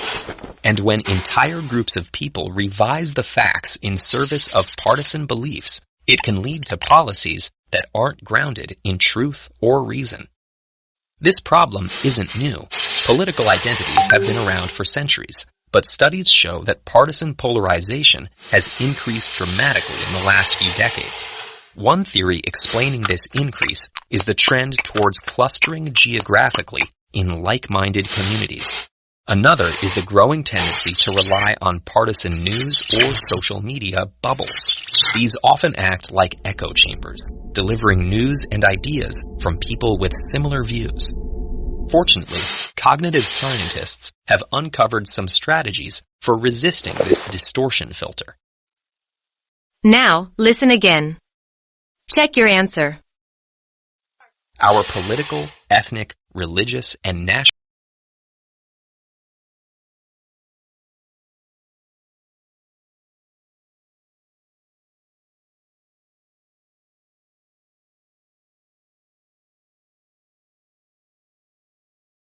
Our political, ethnic, religious, and national identity.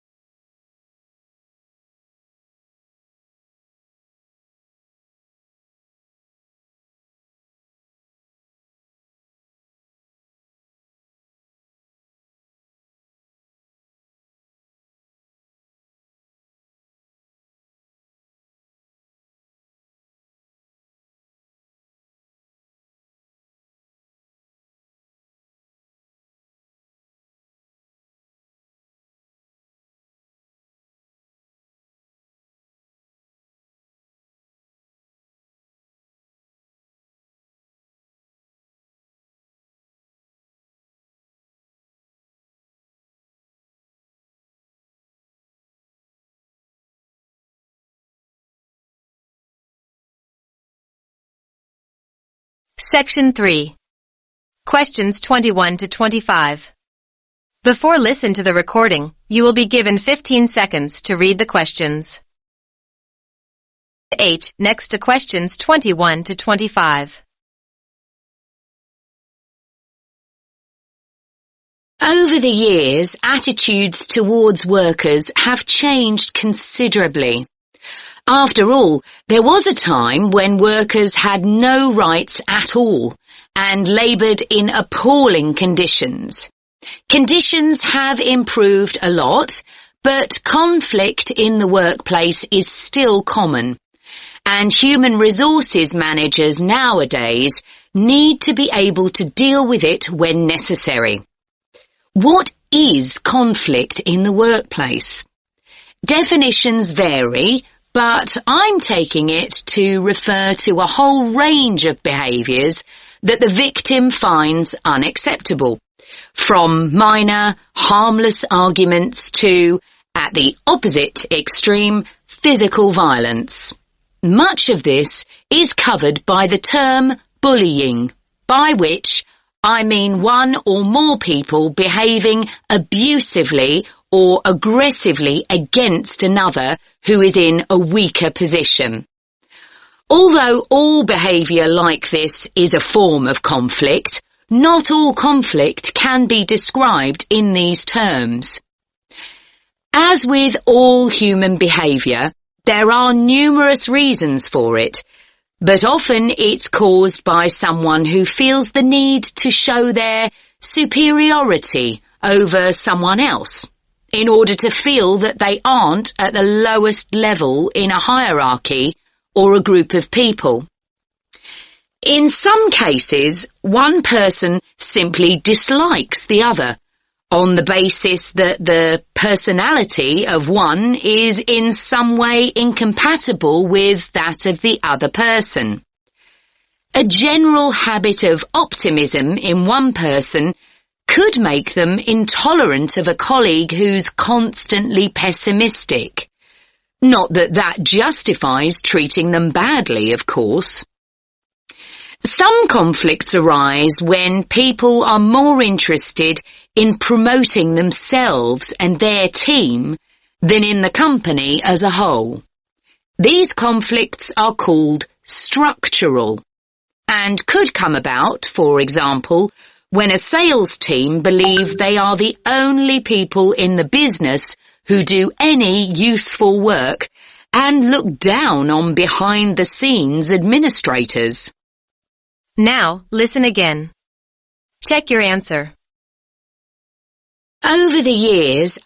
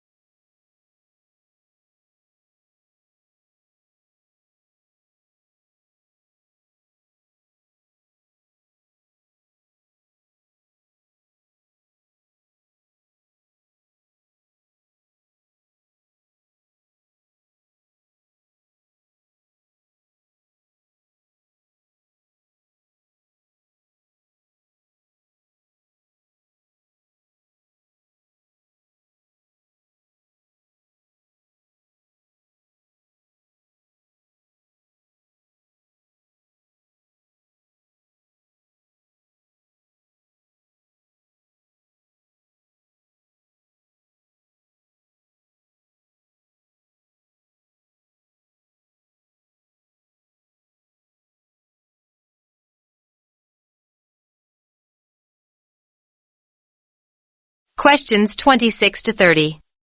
Before listen to the recording, you will be given. Now, turn to questions 26 to 30. Is likely to be 5 words.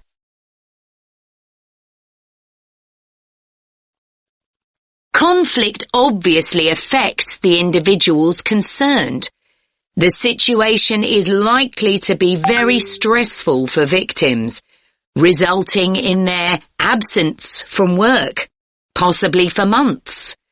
For the company, if no effort is made to deal with conflict, it can spiral out of control and even lead to the breakdown of the business. Some interesting work with chief executives, CEOs, has uncovered some of the reasons why they may treat colleagues badly. Many CEOs combine two opposing characteristics.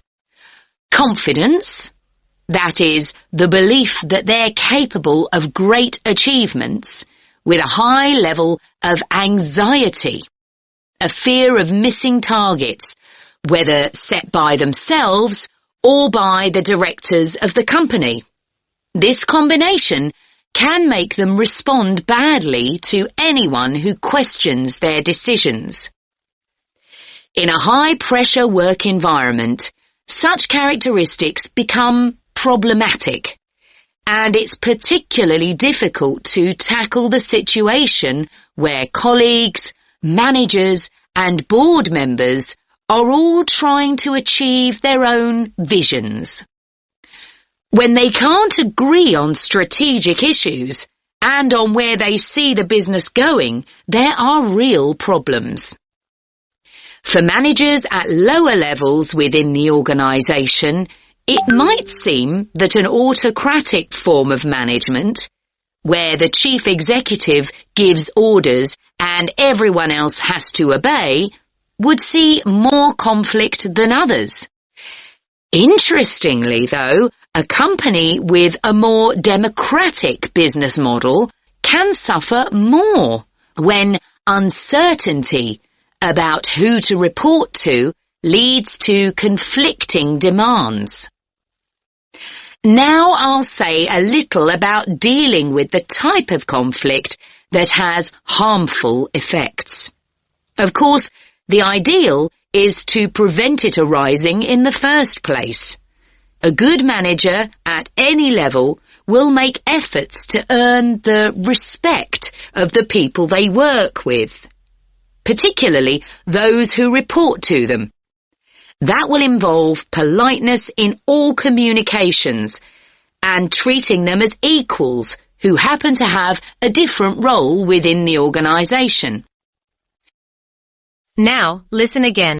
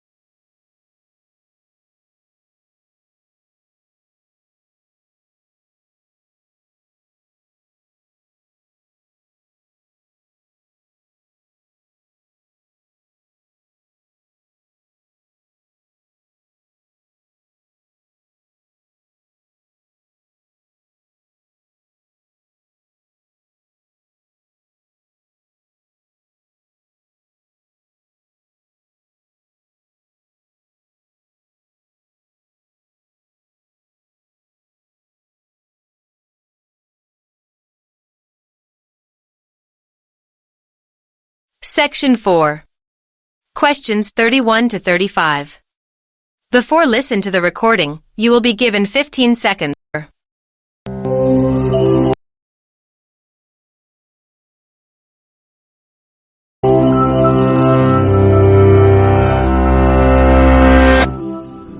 Spindly trees, rusted gates, crumbling stone, a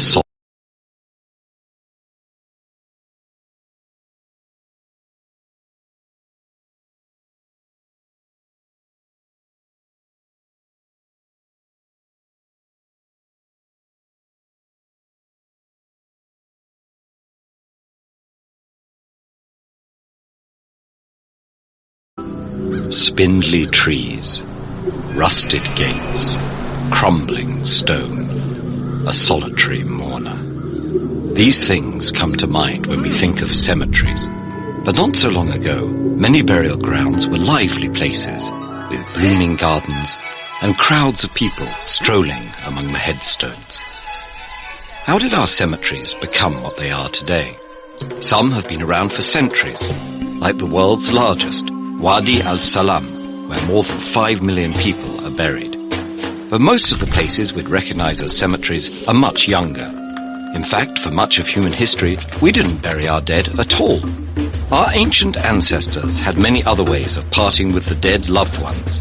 Some were left in caves, others in trees or on mountain tops. Still others were sunk in lakes, put out to sea, ritually cannibalized, or cremated. All of these practices, though some may seem strange today, were ways of venerating the dead. By contrast, the first known burials, about 120,000 years ago, were likely reserved for transgressors, excluding them from the usual rites intended to honor the dead. But the first burials revealed some advantages over other practices. They protected bodies from scavengers and the elements, while shielding loved ones from the sight of decay. These benefits may have shifted ancient people's thinking toward graves designed to honor the dead, and burial became more common. Sometimes these graves contained practical or ritual objects, suggesting belief in an afterlife where the dead might need such tools. Communal burials first appeared in North Africa and West Asia around 10 to 15,000 years ago, around the same time as the first permanent settlements in these areas. These burial grounds created permanent places to commemorate the dead. The nomadic Scythians littered the steppes with grave mounds, known as kurgans. The Etruscans built expansive necropoles, their grid-patterned streets lined with tombs. In Rome, subterranean catacombs house both cremation urns and intact remains. The word cemetery, or sleeping chamber, was first used by ancient Greeks who built tombs in graveyards at the edges of their cities. In medieval European cities, Christian churchyards provided rare open spaces that accommodated the dead, but also hosted markets, fairs, and other events. Farmers even grazed cattle in them, believing graveyard grass made for sweeter milk. Now, listen.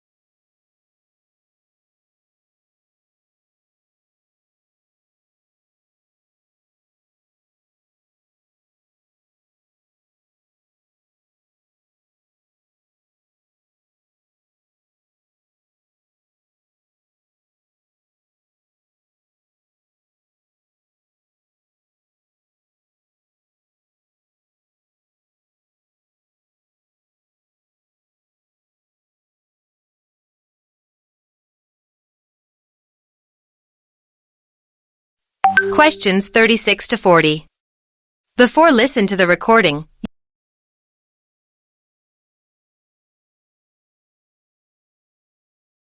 now turn to questions 36 to 40. Match the sentences and write A to E next to the numbers 36 to 40. As cities grew during the Industrial Revolution, large suburban cemeteries replaced smaller urban churchyards. Cemeteries like the 110-acre Père Lachaise in Paris or the 72-acre Mount Auburn in Cambridge, Massachusetts, were lushly landscaped gardens filled with sculpted stones and ornate tombs. Once a luxury reserved for the rich and powerful, individually marked graves became available to the middle and working classes. People visited cemeteries for funerals, but also for anniversaries, holidays, or simply an afternoon outdoors. By the late 19th century, as more public parks and botanical gardens appeared, cemeteries began to lose visitors. Today, many old cemeteries are lonely places. Some are luring visitors back with tours, concerts, and other attractions. But even as we revive old cemeteries, we're rethinking the future of burial. Cities like London, New York, and Hong Kong are running out of burial space. Even in places where space isn't so tight, cemeteries permanently occupy land that can't be otherwise cultivated or developed. Traditional burial consumes materials like metal, stone, and concrete, and can pollute soil and groundwater with toxic chemicals. With increasing awareness of the environmental costs, people are seeking alternatives. Many are turning to cremation and related practices. Along with these more conventional practices, people can now have their remains shot into space, used to fertilize a tree, or made into jewelry, fireworks, and even tattooing. In the future, options like these may replace burial completely. Cemeteries may be our most familiar monuments to the departed, but they're just one step in our ever-evolving process of remembering and honoring the dead. All living things die, but is resurrection possible? And what's the actual difference between a living creature and a dead body anyway? Now listen again. Check your answer.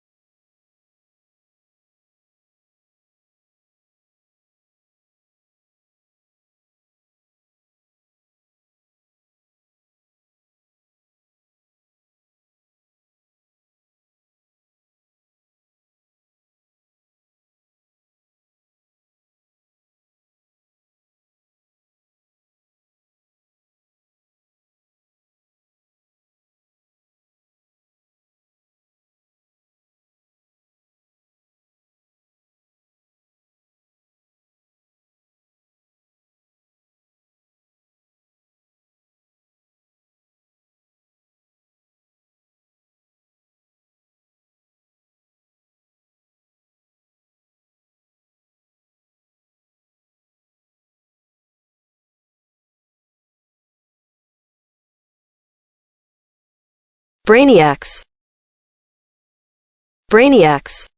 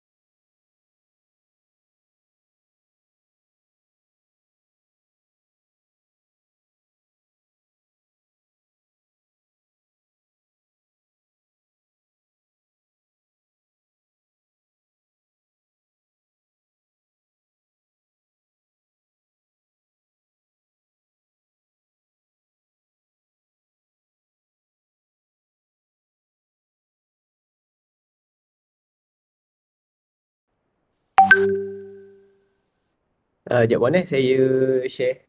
Okey.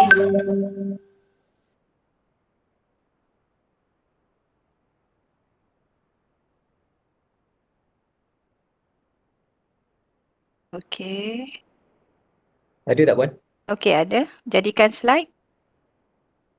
Okey. Ya, ada Puan Ya, nampak. Okey Puan, Assalamualaikum warahmatullahi wabarakatuh. Salam. Saya Muhammad Suhairi bin Macim. Nombor matrik 283458, wakil kumpulan daripada Melaka AA. Okay, ini adalah laporan penglibatan ahli kumpulan secara keseluruhan.